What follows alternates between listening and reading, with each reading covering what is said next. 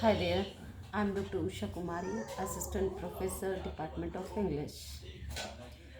Today we are going to do lesson 9, that is the responsibility of young man. So, do you know who wrote this lesson? It is written by our second Prime Minister Lal Bahadur Shastri. Lal Bahadur Shastri was second Prime Minister of India. He took the position of the Prime Minister after the demise of our first Prime Minister Jawaharlal Nehru. He was born in Mughal Sarai. He became the national hero with the India's victory in Indo-Pak War in 1965. He he gave that time a slogan that is Jai Jawan, Jai Kisan, which is very popular even today. That time it was very much popular, and still we use this slogan. We love this slogan Jai Jawan, Jai Kisan. He died on 11th January 1966 in Tashkent. Let's begin with the lesson, the responsibility of young man. He want to teach the youngsters, the young students, or the young generation of India that with duties, with rights, there comes some certain responsibilities, and that we need to follow for an organized society. So he says that ours is a democracy. He tells the youngsters, young men, that in India it is a democracy, and that's why we need to think it as not a particular state, not a particular caste, not a particular religion, but of that we are the citizen of India. We are not the students. We are not the citizen of particular state, but we are first of all the citizen of India. Then he says that rights are subject to certain responsibilities. If you are given some rights, for example, the Constitution of India gives us some certain fundamental rights, but they are also followed by directive principles of the states. It means that if you are given some rights, you have to follow certain responsibilities. They are instilled on that rights. We need to demonstrate some voluntary restraint in the interest of the organized society. Then he talks about that how can we become a good citizen. A good citizen is one who obeys the law.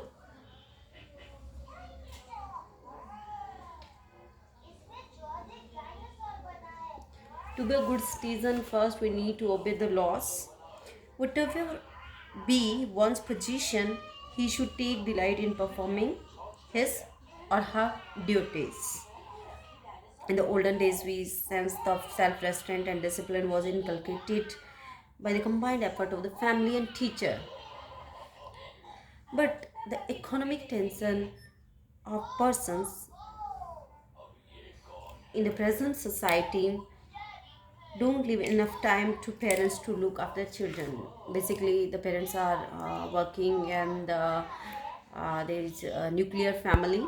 That's why it's not possible, and sometimes it's failure that parents and sometimes teachers, they are not able to fully inculcate this discipline and uh, these kind of self restraints.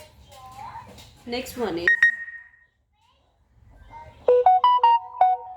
no personal contact. No personal contact between the teacher and the taught.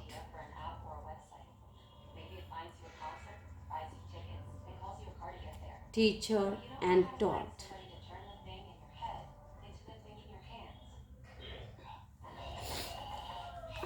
Secondly, the number of students in the education institutions have grown so large that there can be no personal contacts between the teacher and the taught.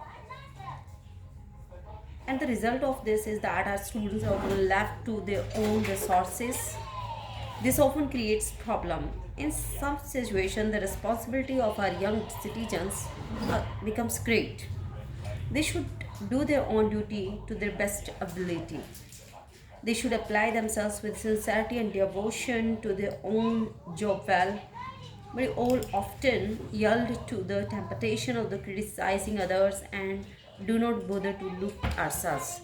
So here is need to look inside before criticizing others. Criticizing others is the need of time. Loyalty to the country. We need to be loyal to our country.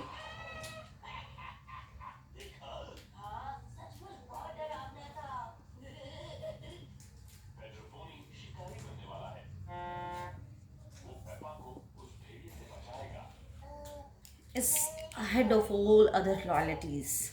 It's an absolute loyalty, cannot be weighed in terms of what can receives. It is essential to remember that our country is one. The person who fosters separatism is not our true friend. The youth of our country should prepare in a disciplined manner so that they should bear the responsibilities of tomorrow. The future of the country is in the hands of the youth, and if they are disciplined and they are well equipped,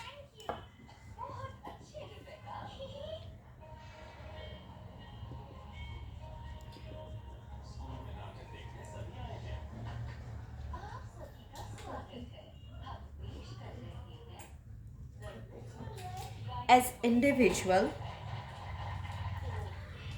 and as citizen, the country's future will be bright.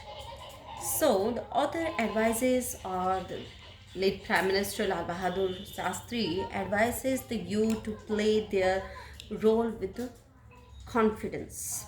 And the next one is secularism. मैं एक बार इसको काटना Secularism in our country.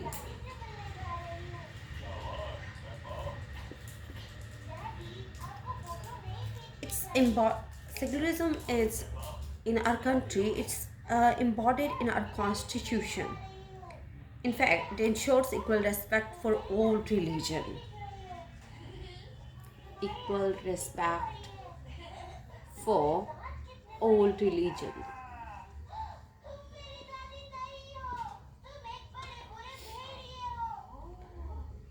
And equal opportunities for all. Opportunities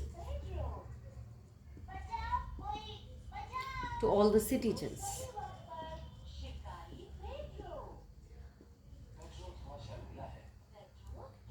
Without any consideration of caste, creed, and religion. In spite of seeming diversity, there is a fundamental unity in India, and we should do our constant endeavor to maintain and strengthen this unity. And the next and the last one is that is the education and secularism. Education and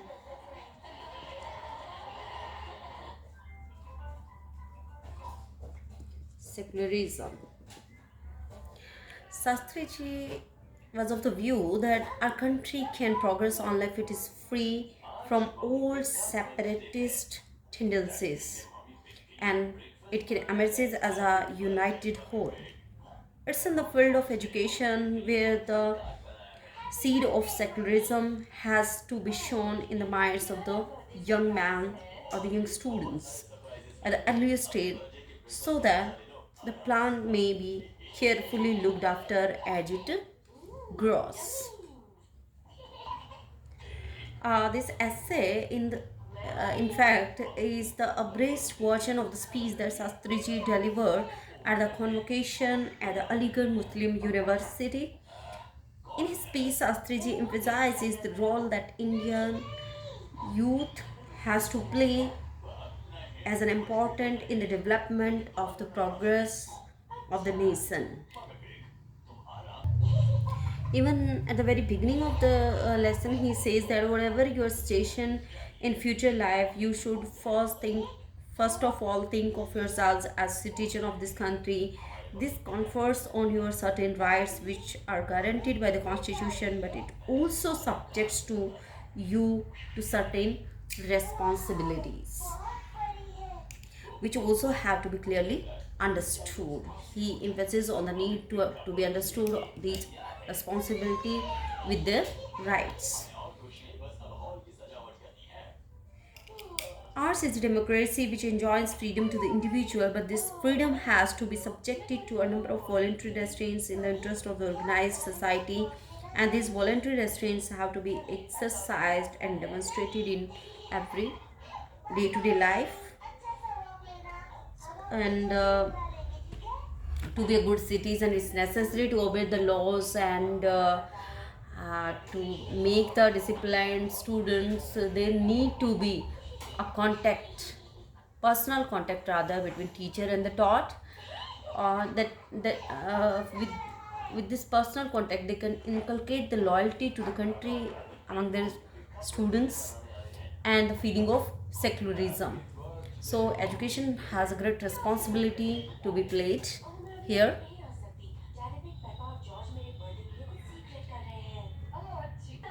When Shastriji talks about loyalty to the country, he says that it comes ahead of all other loyalties. It's an absolute loyalty and it cannot be weighed in terms of what one receives. It makes one feel that entire country is one, and that anyone who promotes or fosters separatism or vociferous tendencies is not a friend.